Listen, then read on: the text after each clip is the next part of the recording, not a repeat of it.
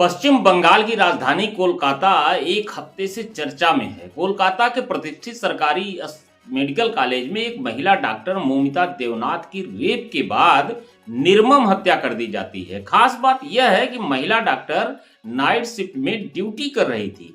आधी रात को सेमिनार हॉल में रेस्ट करने गई और सुबह उसकी अर्धनग्न लाश मिली। मामला तूल पकड़ा और अब पूरा देश घटना पर उबल रहा है। महिला डॉक्टर की इस केस में कोलकाता पुलिस की भूमिका शुरू से ही संदिग्ध रही है। टीएमसी सरकार पर भी सवाल खड़े हो रहे हैं। मामला जैसा दिख रहा है वैसा नहीं है। इस मामले को लेकर पूरे देश में उबाल है। चिकित्सक मर्माहत हैं और पूरे देश में जगह जगह धरना प्रदर्शन जारी है। भारतीय चिकित्सक संघ द्वारा 17 अगस्त को पूरे देश में सुबह 6 बजे से लेकर 18 अगस्त की सुबह 6 बजे तक ओपीडी बंद करने का निर्णय लिया गया। हालांकि इमरजेंसी सेवाओं को चिकित्सकों ने मानवता के नाते ठप नहीं किया है। इसी कड़ी में शनिवार को भदोही इंडियन मेडिकल एसोसिएशन के आह्वान पर बाईपास स्थित जीवनदीप हॉस्पिटल से पैदल मार्च निकालकर विरोध प्रदर्शन किया गया, जिसमें जिले के कई चिकित्सकों सहित पैरामेडिकल स्टाफ और Jeevandeep institute of nursing and paramedical science के छात्र छात्राएं भी शामिल रहे। जीवनदीप हॉस्पिटल से शुरू हुई विरोध रैली इंदिरा मिल चौराहा, चौरी रोड, रेवड़ा परसपुर और रजपुरा चौराहा होते हुए भदोही तहसील पहुंची, जहां प्रधानमंत्री के नाम संबोधित ज्ञापन उप जिलाधिकारी को सौंपा गया। इस दौरान जीवन धारा हॉस्पिटल के निदेशक और मड़ियाहू विधायक डॉक्टर आर.के. पटेल ने पश्चिम बंगाल की मुख्यमंत्री ममता बनर्जी पर भी सीधा आरोप लगाते हुए कहा कि यह ममता बनर्जी के गुंडों द्वारा किया गया कृत्य है। वहीं डॉक्टर पटेल ने विपक्षी पार्टियों पर भी आरोप जड़ते हुए कहा कि जो लोग भारत में फिलिस्तीन की बात करते हैं वे कोलकाता में मेडिकल छात्रा के साथ हुए पाशविक कृत्य पर चुप्पी क्यों साधे हुए हैं। एक दुखद और शर्मनाक घटना 9 तारीख को हुई। वहाँ के प्रशासन का, वहाँ की सरकार का जो रवैया रहा उससे मेडिकल फैकल्टी नहीं पूरी देश की जनता क्षुब्ध है। जैसा कि 15 अगस्त की रात को 4-5 हजार गुंडों द्वारा, हम तो एक कहेंगे ममता सरकार के गुंडों द्वारा, जो हमारी छात्रा के साथ जो अन्याय हुआ उसके न्याय के लिए जो धरना प्रदर्शन कर रहे हैं उनके ऊपर जो लाठीचार्ज हुआ और सबूत मिटाने का जो सरकार की तरफ से प्रयास किया गया, एक घोर निंदनीय अपराध है। इसकी जितनी भी निंदा की जाए वो कम है। लेकिन बड़े दुख की बात है जो लोग न्याय की बात करते हैं, फिलिस्तीन में हुई घटना के बारे में सड़क से संसद में आवाज उठाते हैं, वो एक मेडिकल की छात्रा को जो कि एक वॉरियर है, जो कि अपना पूरा जीवन ये फैटर्निटी ऐसी है समाज सेवा के लिए लगा देते हैं, उसके खिलाफ जो अन्याय होता है उसके खिलाफ कोई आवाज नहीं उठाता। और वो निकम्मी सरकार, हम लोग एसडीएम साहब से मिले हैं और आप सबसे अपील करते हैं कि आप लोग हमारे साथ जो अन्याय हुआ है अपने माध्यम से, मीडिया के माध्यम से सबके बीच में ले जाएं, जनता जनार्दन के बीच में ले जाएं। अभी कोरोना का समय आया था तो आप लोगों ने देखा था डॉक्टरों ने अपनी जान पे खेल करके, जिस तरह से आप सीमा पे हमारे सैनिक शहीद होते हैं, अपनी जान की परवाह नहीं किए और उससे ज्यादा शहीद हुए हैं हमारे डॉक्टर लोग जितना कारगिल। वहीं जीवनदीप हॉस्पिटल के निदेशक डॉक्टर ए.के. गुप्ता ने कहा कि कोरोना काल में 5000 से अधिक डॉक्टर और नर्सिंग स्टाफ मरीजों की सेवा करते हुए अपनी जान गंवा दी। कहा कि मेडिकल सेवा से जुड़े लोगों की सुरक्षा सुनिश्चित की जाए। हमारा काम सड़क पर उतरकर प्रदर्शन करना नहीं है, बल्कि अस्पताल में रहकर मरीजों की सेवा करना है, उनकी जान बचानी है। लेकिन अपनी सुरक्षा को लेकर हम चिंतित हैं, इसलिए सड़क पर उतरने को विवश हुए हैं। बहुत विषम परिस्थितियां हैं इस समय हमारे मेडिकल फ्रेटर्निटी के साथ में।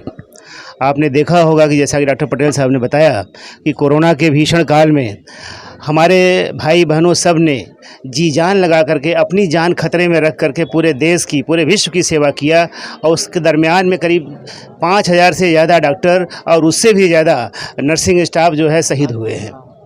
जो वर्ग आपकी सेवा के लिए दिन न दिन देखता है न रात देखता है, अगर उसको अपने ही वर्क प्लेस पे सुरक्षा नहीं मिलेगी तो ये समाज कहाँ जाएगा।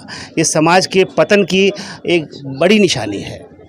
ये एक कठिन समय है हमारे समाज के लिए। इसमें आवश्यकता है नीति निर्धारकों को, समाज को और सरकार को जो ऐसे कठोर कानून बनाए कि किसी भी महिला या किसी स्वास्थ्य कर्मी को उसके वर्क प्लेस पे ड्यूटी के दरमियान कुछ भी उसके साथ अभद्रता होती है तो उसको कठोर से कठोर और त्वरित जो है उस पर एक्शन हो करके उनको सजा दी जाए। आज आईएमए के आह्वान पे भदोही आईएमए, नीमा, नर्सिंग होम एसोसिएशन से लेके बाकी और भी संगठन जो है इस समर्थन में आज अपने चिकित्सीय कार्य से विरत हैं।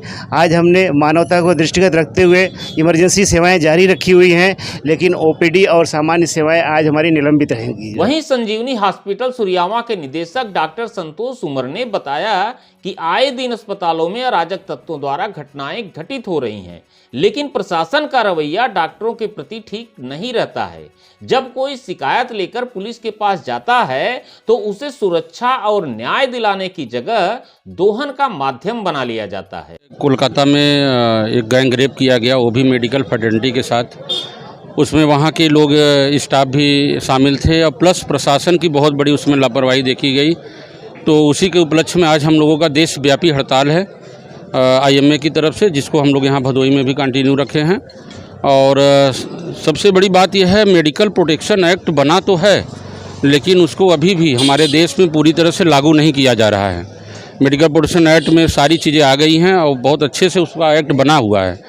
अब क्या है कि जहाँ पे आप वर्किंग प्लेस में काम कर रहे हैं, आए दिन लोग शराब पी के आके जो कोई मिलने आते हैं, शराबी जो आते हैं या जो उनके अटेंडेंट आते हैं, आए दिन झगड़ा मार वो सब करते रहते हैं हमारे अस्पताल के हिसाब से या सारी चीज़ों से। तो फिर जब प्रशासन के पास ये मामला जाता है तो प्रशासन को लगता है कि हमको एक यहाँ पे आज हमको एक और आदमी मिल गया जिससे हम पैसा ऐड सकते हैं। तो इस चक्कर में वो लोग क्या करते हैं, उनका भी थोड़ा सा पक्ष लेके फिर डॉक्टर को थोड़ा करते हैं ताकि इनको पैसा कहीं से मिल जाए। प्रोटेक्शन एक्ट बना है, वो लोग गलत सलाह देते हैं। चूँकि हम लोग तो डॉक्टर हैं, कानून जानते नहीं, अपना काम करते हैं, लेकिन वो कानून के विशेषज्ञ होते हैं। वो हमको इतनी अच्छी सलाह देते हैं कि आप भाग जाइए, आप फंस जाएंगे।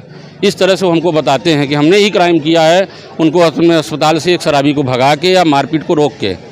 तो हमारी सरकार से यही निवेदन है या हमारे खासकर प्रशासन से, ये लोग जो है मेडिकल फ्रेटर्निटी का थोड़ा सा सेफ्टी और प्रिकॉशन रखें। इस दौरान कई चिकित्सकों और पैरा मेडिकल स्टाफ ने भी अपनी बात रखते हुए कहा कि हम लोगों की जान बचाने में दिन रात एक कर देते हैं, लेकिन सरकार हमारी सुरक्षा के प्रति गंभीर नहीं है। आए दिन अस्पतालों में तोड़फोड़ की घटनाएं घटित हो रही हैं। कहा कि रात्रि इमरजेंसी ड्यूटी के दौरान कोलकाता में महिला चिकित्सक की हत्या की गई, उसके साथ सामूहिक दुष्कर्म किया गया।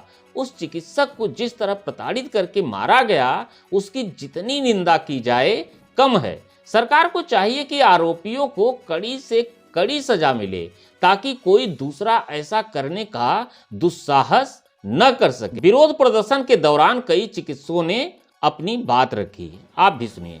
जैसे कि ये हादसा हुआ है, ये एक डॉक्टर के साथ ही नहीं हुआ है। ये हमारी जो बहनें हैं जो नर्सिंग कर रही है, वो भी जाती है, केयर प्रोवाइड करती है। ये दिन में रात में हमेशा ये अपना केयर करती है हर एक इसका। तो आगे जाके अगर ऐसे ही होते रहेगा, उसको अगर आवाज़ नहीं उठेगी, वो सही नहीं होगा। तो हर लड़की के साथ, हमारी हर बहनें, मम्मी जो भी लगती है हमारी, सबके साथ हो सकता है। अभी ये कोलकाता में हुआ तो उसका आवाज़ उठा है। अभी 1-2 दिन पहले उत्तराखंड में भी एक नर्स के साथ हुआ ये हादसा, उसको भी मार के रेप करके उसको फेंका गया था। अगर ये सही नहीं होता है तो फिर ये बस ऐसे एक ही जगह नहीं, ये तो दिन में फिर 100-50 कितने भी हो सकते हैं हादसा। इसके ऊपर एक बहुत बड़ा निर्णय लेना चाहिए और रेपिस्ट के लिए एक अच्छा सा अच्छा कानून बनाना चाहिए कि उसको, जैसे कि बाहर देशों में रेपिस्ट के लिए एक अच्छा कानून है कि उनको मार दिया जाता है, उनको फांसी लटकाई जाती है, किसी का सर धड़ से अलग किया जाता है। वैसे यहाँ पे भी इंडिया बनना चाहिए। कृष्णा सेन है और मैं जीवनदीप इंस्टीट्यूट की टीचर हूँ।